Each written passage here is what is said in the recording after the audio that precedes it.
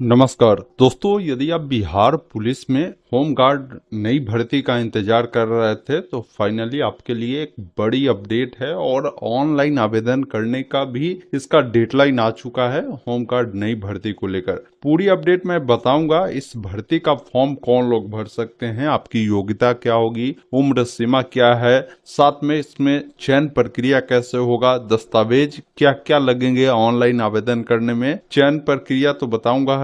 सभी चीजें इस वीडियो में आपको जो है बिल्कुल डिटेल में मैं बताऊंगा, ताकि आपको जब भी आप अप्लाई करें इस भर्ती को लेकर आपको कहीं भी कोई परेशानी ना हो। वीडियो को ध्यान पूर्वक देखें अगर आपको सारी चीजें समझना है तो। वीडियो अगर आपको पसंद आता हो तो आपसे निवेदन है वीडियो को लाइक शेयर जरूर कीजिए। चैनल पे नए हैं तो सब्सक्राइब जरूर कीजिए, ताकि इस प्रकार की जो भी अपडेट होगा ना आपको आगे भी मिलता रहेगा। देख पाएंगे यह ऑफिशियल नोटिफिकेशन बिहार पुलिस अवर सेवा आयोग के द्वारा जो है जारी किया गया है, जिसमें बताया गया है गृह विभाग विशेष शाखा बिहार पटना के अंतर्गत बिहार गृह रक्षा वाहिनी सेवा संवर्ग में आम अभ्यर्थियों से गुलाम समादेशक कंपनी कमांडर के अतिरिक्त पद पर प्रतियोगिता परीक्षा के आधार पर सीधी नियुक्ति हेतु विज्ञापन जो है जारी किया गया है, जिसका ऑनलाइन आवेदन भी जो आरंभ हो रहे हैं 30 जून से ही हो रहे हैं और अंतिम तिथि 30 जुलाई तक रहेगा। कहने का इनका मतलब है कि ये जो है गृह विभाग के तहत आपकी भर्ती निकाली गई है कंपनी कमांडर के अतिरिक्त पद पर, जिसमें बोला गया है कि अगर कोई लोग अप्लाई करना चाहता है ना तो इसमें चयन प्रक्रिया सीधी भर्ती की तरह नहीं होगी। इसमें प्रतियोगिता परीक्षा के आधार पर आपकी चयन प्रक्रिया होने वाला है, ये विशेष तौर पर ध्यान रखिएगा। बाकी इसका विज्ञापन संख्या 08/2026 होने वाला है और पद का नाम जो रहेगा कंपनी कमांडर के पदों पर यह भर्ती है। बात करें इसमें सैलरी का तो लेवल 6 की सैलरी है। 65 पदों पर यह भर्ती प्रक्रिया आपकी होने वाली है। बाकी इस भर्ती के लिए आवेदन प्रक्रिया ऑनलाइन होगा।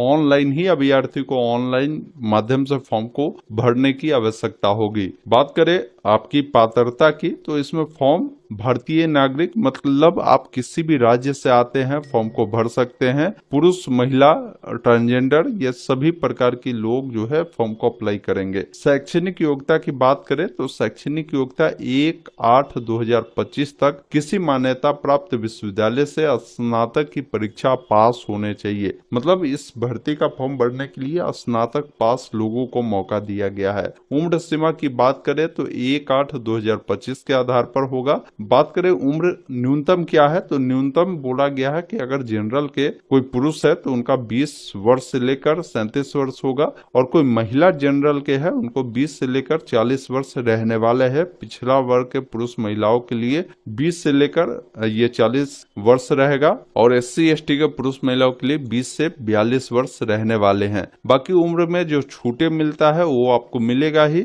OBC को 3 साल, SC ST को 5 साल वो मिलेगा। इसके अलावा बोले गए हैं कि बिहार के वैसे सरकारी सेवकों को उच्चतर वेतनमान की सेवा संवर्ग में जाने के लिए प्रतियोगिता परीक्षा में भाग लेने हेतु अधिकतम आयु सीमा में 5 वर्ष की जो छूट है वो दी जाएगी। वीडियो में ये बात करते हैं इसमें आपके शारीरिक मापदंड क्या होगी इस भर्ती को लेकर। देखिए शारीरिक मापदंड में बात करें तो आपकी जो हाइट होगी जनरल के अगर आप पुरुष है या पिछड़ा वर्ग के पुरुष है तो कम से कम 1.65 सेंटीमीटर होगा, और वही अत्यंत पिछड़ा वर्ग अनुसूची जाति जनजाति के अगर पुरुष है तो 1.60 सेंटीमीटर होगा। सभी वर्ग के महिलाओं के लिए 1.55 सेंटीमीटर होगा। सीना की बात करें तो सिर्फ पुरुष अभ्यर्थियों के लिए बोला गया है कि बिना फुलाए 81, फुलाकर आपको 86 सेंटीमीटर होगा। ये जनरल पिछड़ा अत्यंत पिछड़ा वर्ग के पुरुष के लिए है। वही बात करें कोई अनुसूचित जाति जनजाति के है तो बिना फुलाए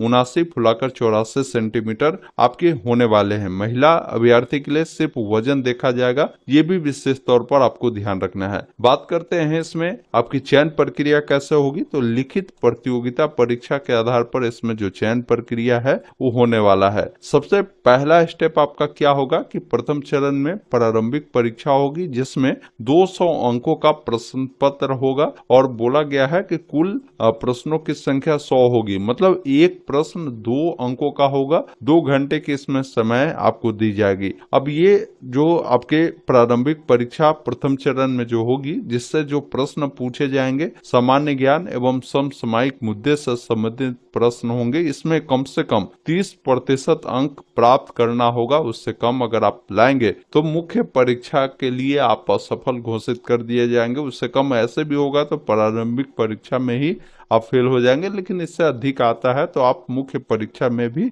बैठ सकते हैं। लेकिन मैं कहूंगा 30% के पेड़ी में नहीं रहना है, आपको और भी बेहतरीन तैयारी कर एग्जाम में जाना है। जितना बढ़िया आपका स्कोर होगा उसके आधार पर ही इनका मेरिट जब बनेगा मुख्य परीक्षा के लिए तो उसमें आप चयनित होंगे। बाकी भर्ती का 20 गुना सफल अभ्यर्थी को ही जो है ये मुख्य परीक्षा में बुलाएंगे, तो भर्ती 65 पदों पर ही है, तो इसमें कट ऑफ हाई जाएगा, ये ध्यान रखिएगा। तो अभी से ही अपनी बेहतरीन जो प्रैक्टिस है वो शुरू कर देनी है। फिर आपके जो दूसरे चरण होगा जिसमें मुख्य परीक्षा होगा, प्रारंभिक परीक्षा में सफल अभ्यर्थियों को ही मुख्य परीक्षा में बुलाया जाएगा। अब मुख्य परीक्षा में क्या है ना कि इसमें 2 आपके प्रश्न पत्र रहने वाले हैं। प्रथम पत्र 200 अंकों का ये जो होगा, जिसमें सामान्य हिंदी से प्रश्न देखने को मिलेगा। 2 घंटे की इसमें समय दिए जाएंगे और बोला गया है कि जिसमें 100 प्रश्न होंगे, एक प्रश्न आपके 2 अंकों का होगा। इसमें भी 30% से अगर आप कम लाते हैं तो आप असफल घोषित कर दिए जाएंगे। दूसरा जो पत्र होगा जिसमें सामान्य अध्ययन, सामान्य विज्ञान, नागरिक शास्त्र, भारतीय इतिहास, भारतीय भूगोल, गणित एवं मानसिक योग्यता जांच से संबंधित इसमें भी प्रश्न होंगे। 200 अंकों का होगा, 100 प्रश्न होंगे, 2 घंटे की अवधि होगी। दोनों चरणों की परीक्षा में प्रत्येक गलत उत्तर के लिए 0.2 अंक की कटौती भी आपको की जाएगी, ये विशेष तौर पर ध्यान रखिएगा। बाकी मुख्य परीक्षा के आधार पर भर्ती की 6 गुना अभ्यर्थियों को जो है इसमें मेरिट में जो है रखा जाएगा। फिर उनकी शारीरिक दक्षता परीक्षा होगी और शारीरिक दक्षता परीक्षा मात्र ये जो है उत्तीर्ण करना अनिवार्य होगा। शारीरिक दक्षता परीक्षा हेतु अर्हता प्राप्त अभ्यर्थी की पर्याप्त संख्या में अनुपलब्धता की दशा में उक्त अनुपात उपयुक्त रूप में कम किया जा सकेगा, ये ध्यान रखिएगा। बाकी जो आपका तीसरा चरण होगा शारीरिक योग्यता दक्षता परीक्षा होगी। फिर इसमें रनिंग होगा। रनिंग बोला गया कि सभी कोटि के पुरुष के लिए 1.6 किलोमीटर की रनिंग 6 मिनट 30 सेकंड में पूरा करना होगा। सभी कोटि के महिला अभ्यर्थियों के लिए 1 किलोमीटर की जो रनिंग है 6 मिनट में पूरा करना होगा।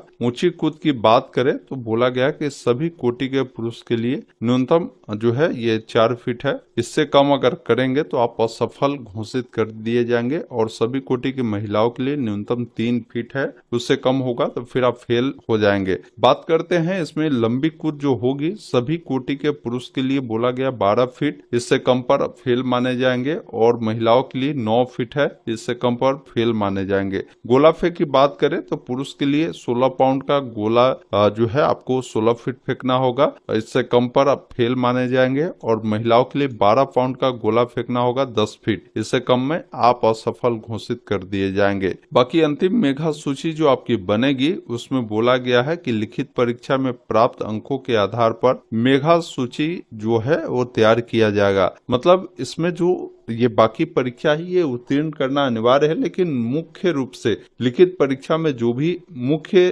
लिखित परीक्षा यानी जो आपके प्रारंभिक के बाद जो परीक्षा होगी ना मुख्य परीक्षा, उसमें जितना अच्छा आप अंक लाएंगे उसके आधार पर ही आपकी चयन प्रक्रिया होने वाली है। बाकी कोई लोग इसके लिए देखना चाहते हैं कि भाई किस कैटेगरी में कितनी भर्ती है, तो वो जानकारी भी आप यहाँ पर देख पाएंगे। और बात रही कि भाई अप्लाई करने में कितना फी लगेगा, तो अप्लाई करने में 100 रुपए का ही आवेदन शुल्क आपको देना होगा। अप्लाई प्रक्रिया ये जो वेबसाइट है, इस वेबसाइट के माध्यम से आपको करना होगा। अप्लाई करते समय लगेगा का क्या क्या डॉक्यूमेंट क्या क्या जरूरत पड़ेगा तो वो भी मैं बता देता हूँ। सबसे पहला चीज है कि एक तो ईमेल आईडी और एक मोबाइल नंबर आपका होना जरूरी है। साथ में कोई बीसी ईबीसी वाले कैंडिडेट है तो इनको अपना एनसीएल सर्टिफिकेट बनवा कर रख लेना है, और कोई एससी एसटी वाले हैं तो उनको कास्ट सर्टिफिकेट जो कि बिहार लेवल वाला ही चलेगा उसको आप बनवा कर रखिएगा। 10वीं का जो मार्कशीट है सर्टिफिकेट है वो 12वीं का मार्कशीट सर्टिफिकेट, ग्रेजुएशन का मार्कशीट सर्टिफिकेट अपने साथ रखना है, एक फोटो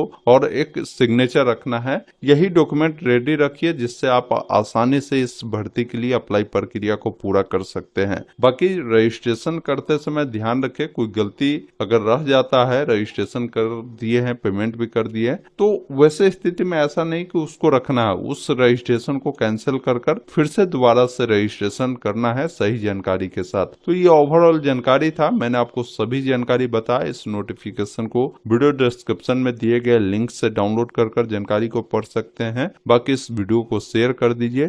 धन्यवाद। जय हिंद।